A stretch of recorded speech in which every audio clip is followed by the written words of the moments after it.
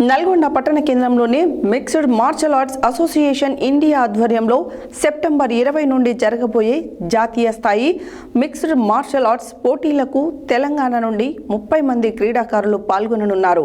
ఈ సందర్భంగా జిల్లా మిక్స్డ్ మార్షల్ ఆర్ట్స్ అసోసియేషన్ సభ్యులు కోచ్ షబ్బీరుద్దీన్ మాట్లాడారు.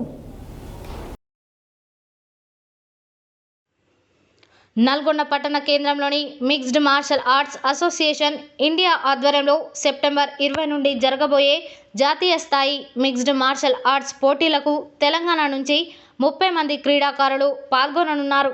ఈ క్రీడల్లో నల్గొండ జిల్లాకు చెందిన షేక్ అబ్దుల్ రెహమాన్ ఎంపికయ్యారు.